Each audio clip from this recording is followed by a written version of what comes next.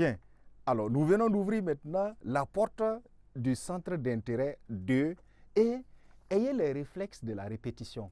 Tout ce que vous faites ici actuellement, c'est de faire une copie du fonctionnement qu'on a eu sur le centre d'intérêt 1 et de coller dans la partie centre d'intérêt 2. Ce n'est pas parce que c'est le centre d'intérêt 2 que si vous n'avez pas mis sous centre d'intérêt, on va tolérer. Non.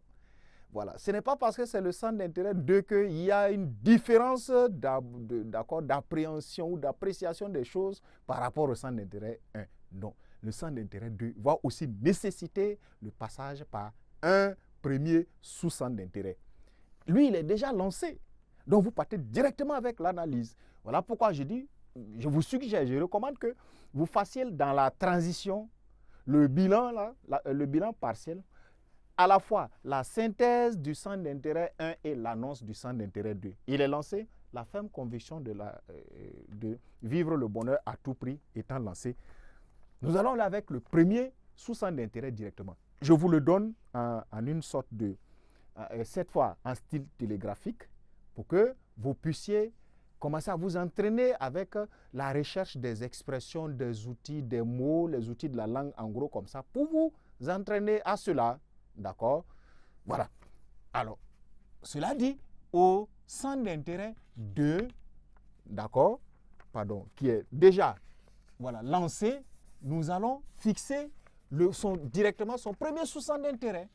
Le sous-centre d'intérêt 1 qu'il faut à cela. Comment en lisant le texte là, on perçoit qu'il veut vivre en griffe forcée. Il est sûr qu'à tout prix, lui vivra le bonheur. On va le voir, n'est-ce pas, dans l'optimisme béat. Il est trop optimiste.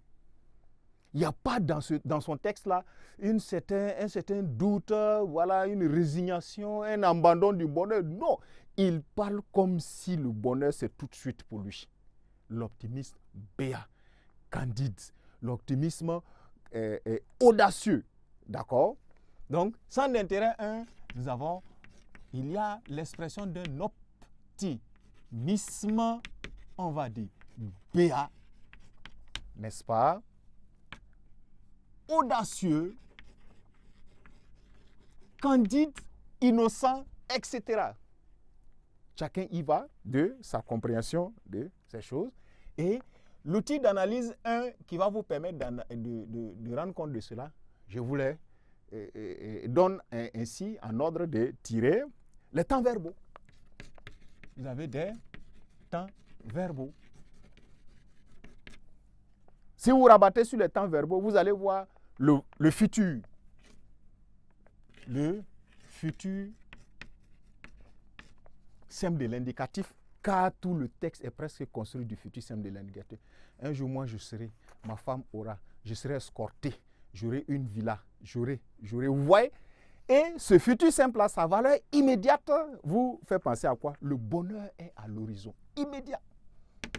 Comme si le bonheur, n'est-ce pas, est immédiat pour lui. Immédiat, à l'horizon, il n'est pas loin. Voilà.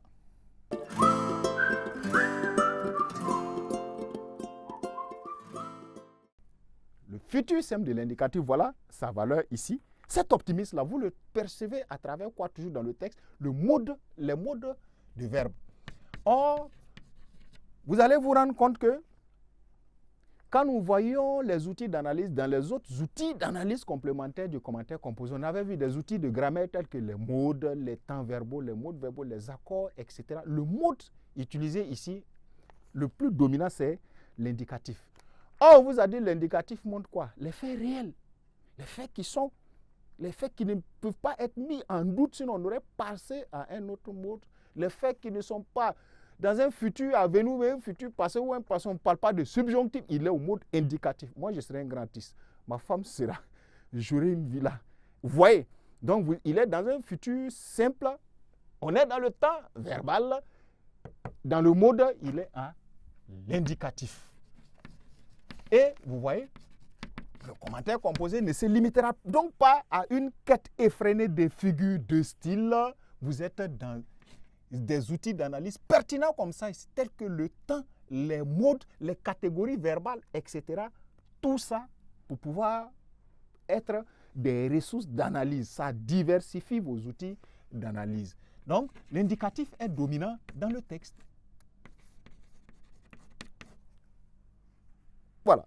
En plus de c'est-à-dire cet indicatif, sa prédominance dans le texte là montre quoi? Absence de doute du bonheur. Absence de mise en cause. Mise en cause de doute du bonheur. Il n'y a pas de doute, il sera vécu ce bonheur. Voilà sa conception. Dans le texte, avec une certaine récurrence, on est allé avec le mode indicatif.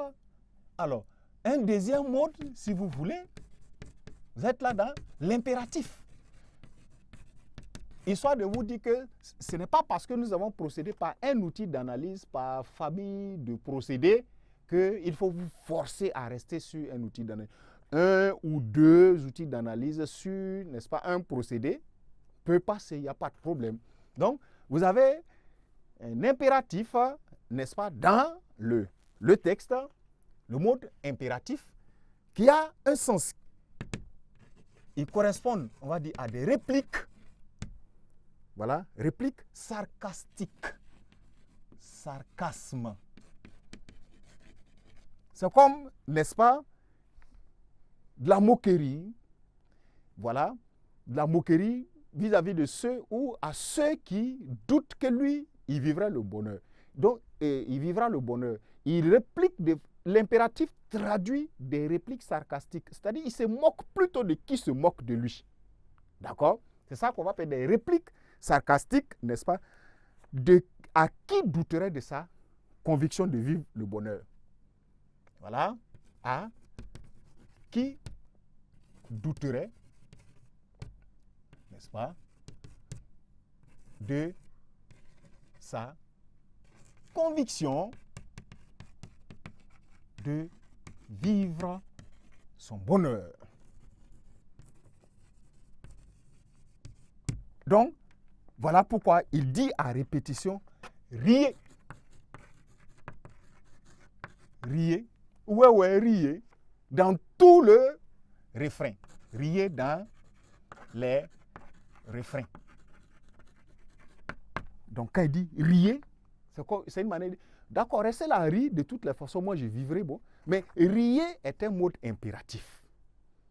C'est aussi un verbe d'action. Mais il y a tellement de verbes d'action dans le texte, si vous voulez. Vous pouvez partir avec verbe d'action, mais celui qui prend le mode impératif peut quand même avoir moins d'explications à donner. Sinon, si les verbes d'action, tous les verbes d'action ne sont pas pourtant dans un registre de mode impératif.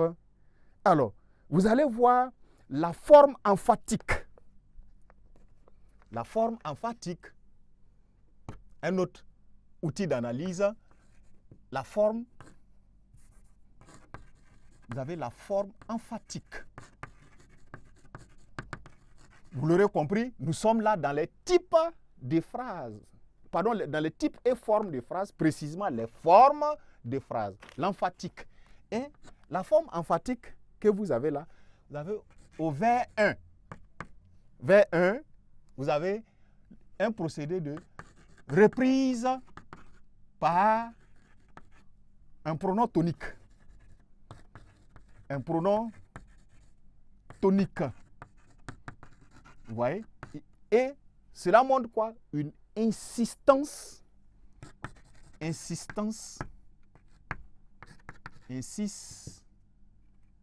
Voilà. On va le dire ainsi. Une insistance de vivre son bonheur. Il y a une insistance de vivre son bonheur. À travers le vers 1 où vous, lorsque vous aurez le texte, vous allez dire, moi, virgule, un jour je serai un grand artiste. Vous l'avez compris, il y a ici procédé de reprise par un pronom personnel tonique.